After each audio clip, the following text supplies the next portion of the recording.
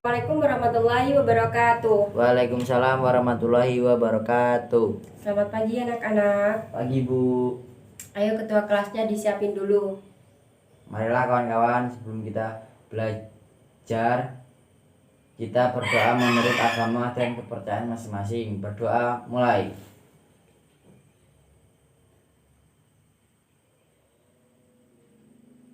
Berdoa selesai.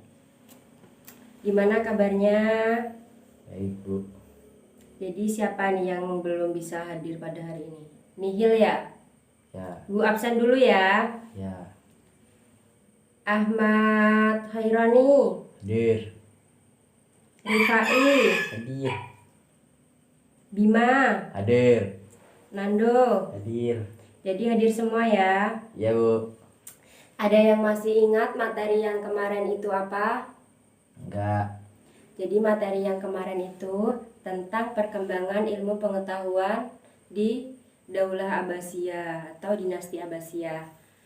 Itu di bidang kedokteran, bidang filsafat, bidang kimia, bidang astronomi, hadis, dan fikih, dan masih banyak lagi.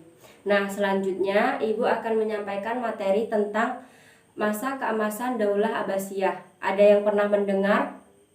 Belum kayaknya Bu. Jadi, kenapa disebut masa keemasan Daulah Abbasiyah? Karena pada masa ini, Daulah Abbasiyah ini mengalami kemajuan-kemajuan di bidang apapun. Itu kemajuannya ada 7. Yang pertama itu kemajuan di bidang administrasi pemerintah, militer, dan politik. Yang kedua itu kemajuan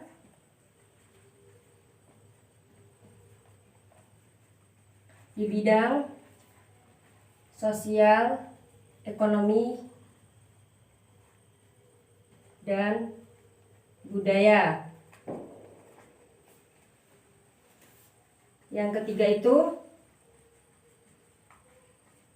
kemajuan di bidang ilmu pengetahuan,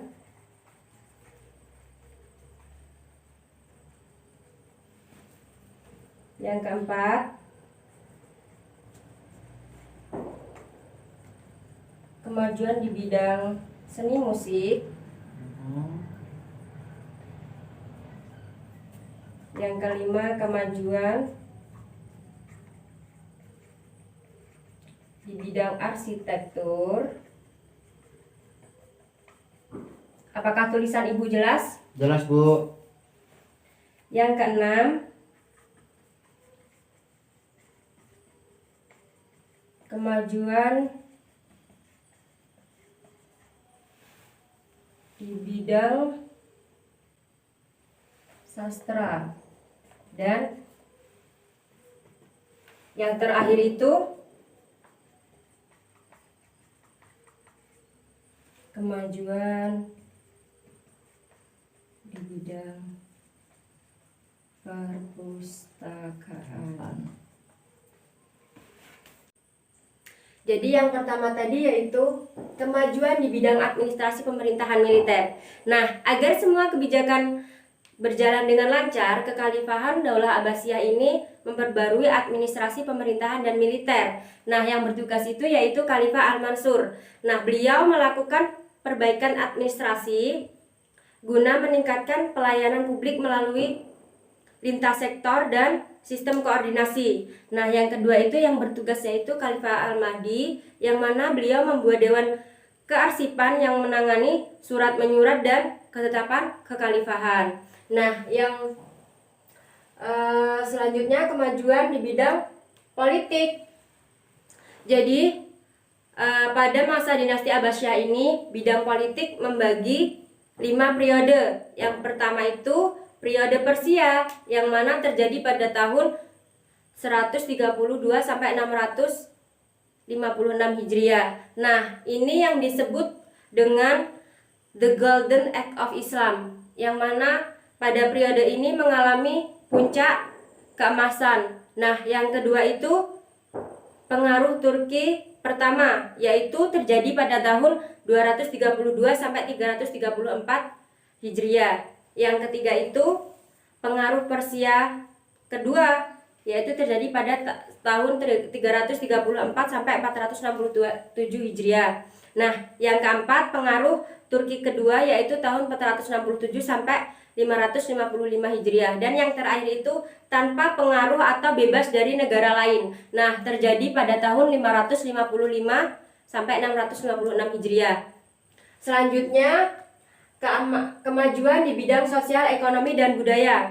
Yang pertama itu sistem sosial. Nah, di dalam bukunya Georgi Zaidan mengatakan bahwa pada masa Daulah Abbasiyah ini membagi masyarakatnya menjadi dua kelompok. Yang pertama itu kelompok khusus dan yang kedua itu kelompok umum. Jadi kelompok khusus ini terdiri dari khalifah beserta keluarganya, kemudian Bani Hashim, kemudian pejabat negara, kemudian ada petugas khusus dan bangsawan. Ada yang tahu petugas khusus itu seperti siapa? Seperti Belum tahu ya. Jadi petugas khusus itu seperti tentara dan pegawai istana. Nah, yang selanjutnya itu kelompok masyarakat umum. Nah, kelompok masyarakat umum ini terdiri dari petani, seniman, ulama, dan pengusaha. Nah, selanjutnya sistem ekonomi. Nah, perekonomian di dalam Daulah Abbasiyah ini terdiri dari pertanian dan perdagangan. Nah, kekhalifahan Daulah Abbasiyah ini sangat mendukung kegiatan perdagangan. Kemudian kekhalifahan Daulah Abbasiyah ini membuat sarana pendukung dengan mendirikan sumur dan tempat peristirahatan di setiap jalan. Yang selanjutnya itu di bidang sistem budaya. Jadi dalam perkembangan kebudayaan, corak kebudayaan yang berasal dari beberapa bangsa itu ada beberapa unsur yang mempengaruhi. Yang itu ada 4 unsur kebudayaan yang mempengaruhi kebudayaan yang ada di Daulah Abbasiyah. Yang pertama itu ada kebudayaan Persia. Itu dipengaruhi oleh 2 faktor. Nah, yang pertama itu pembentukan lembaga wizarah dan yang kedua tentang pemindahan ibu kota. Nah, kebudayaan yang kedua yaitu kebudayaan India. Nah, itu faktornya dibagi menjadi 2, yaitu tentang secara langsung dan secara tidak langsung. Nah, secara langsung itu kebudayaan itu dari Muslim sendiri yang kemudian berkomunikasi langsung dengan bangsa India dengan melalui perdagangan, dan yang secara tidak langsung itu kebudayaan India masuk dalam Islam melalui kebudayaan Persia. Kemudian kebudayaan yang ketiga itu ada kebudayaan Yunani. Ini dipengaruhi oleh 3 unsur. Yang pertama itu Jundaisabur, yang mana itu seperti universitas kedokteran kalau sekarang ini. Nah, kalau yang kedua itu Harran. Apa sih Harran itu? Harran yaitu tempat pertemuan atau balai desa, balai pertemuan. Paham? bambu. Nah, yang ketiga itu ada Iskandaria atau disebut juga pada zaman dahulu itu ibu kota Mesir. Nah, yang keempat kebudayaannya itu kebudayaan Arab. Bagaimana kebudayaan Arab bisa masuk di dalam Daulah Abbasiyah ini? Yaitu karena penggunaan bahasa Arab itu sebagai bahasa resmi dan bahasa agama. Nah, yang ketiga itu kemajuan di bidang ilmu pengetahuan. Kemarin kan udah Ibu sedikit jelaskan kan? Jadi ada di bidang ilmu matematika, ilmu sejarah, dan ilmu geografi. Itu salah satunya. Nah, yang pertama itu di bidang ilmu matematika. Jadi tokoh yang terkenal itu ada yang masih ingat? Al-Khwarizmi. Nah, jadi Al-Khwarizmi ini menciptakan buku yang berjudul Al-Jabar Wana Qobalah, yang artinya ilmu hitung. Nah, yang kemudian itu kemajuan bidang ilmu pengetahuan itu ada ilmu sejarah. Jadi pada masa dinasti Abbasiyah ini kajian sejarah masih berpaku pada tokoh atau peristiwa tertentu. Misalnya kisah lahirnya Rasulullah atau kisah hidup Rasulullah. Nah, seperti itu. Nah, yang ketiga itu kemajuan bidang ilmu pengetahuan itu di bidang geografi. Nah, berkembangnya ilmu geografi dalam Islam bermula pada Khalifah Al-Ma'mun yang memerintahkan ahli geografi untuk mengukur jarak bumi. Nah, sejak saat itu muncullah istilah mil atau milimeter itu untuk mengukur jarak. Nah, yang keempat itu selanjutnya yang keempat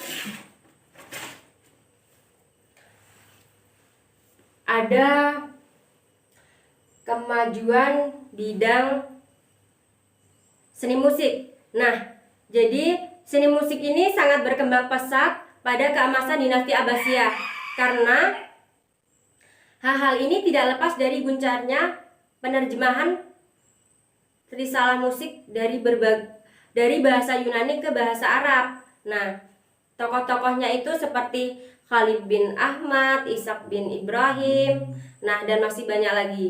Nah, besok tugasnya mencari tokoh-tokoh muslim yang berkaitan dengan perkembangan seni musik dalam Daulah Abbasiyah. Dengar? Dengar, Bu.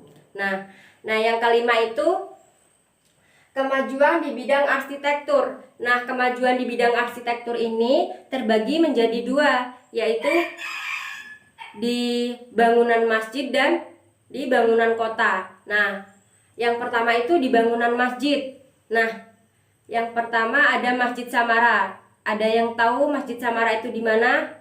Di Baghdad atau di India. Nah, jadi dibangun oleh Khalifah Al-Mutawakkil pada tahun 647 Masehi. Nah, masjid ini sangat unik karena apa?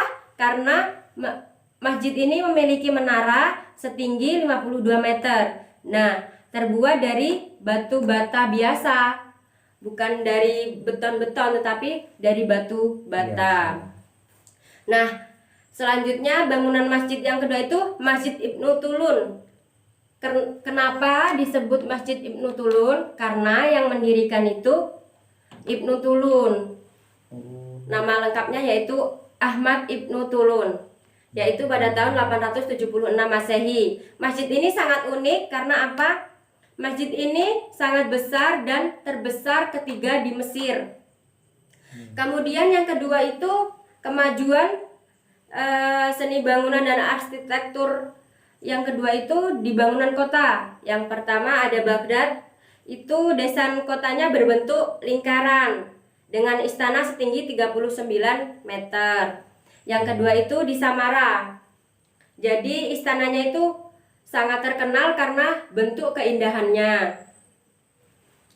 Kemudian kemajuan di bidang sastra. Nah, kemajuan di bidang sastra ini terbagi menjadi dua. Yang pertama itu ada prosa dan yang kedua itu ada puisi.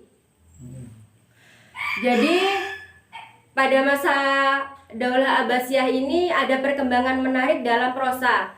Banyak buku atau novel, riwayat, kumpulan nasihat, dan sastra lainnya yang dikarang dan diterjemahkan dari bahasa asing, sehingga sangat terkenal pada masa itu. Nah, yang kedua itu ada puisi. Nah, puisi ini ada yang pernah mendengar syair Abu Nawas? belum, Bu. Tapi itu sangat terkenal ya pada masanya itu, pernah terkenal. Itu adalah salah satu tokoh muslim yang menyampaikan tentang syair-syair. Jadi pada sastrawan masa Abbasiyah membuat genre sajak atau puisi.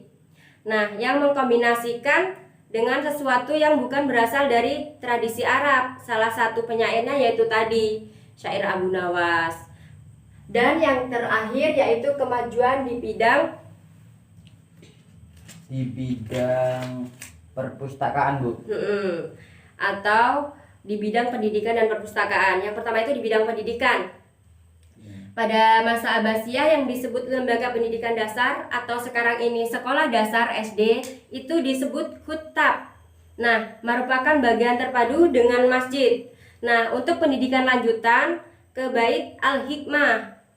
Kemudian sebagai pendidikan menengah pertama didirikan oleh Khalifah Al-Ma'mun.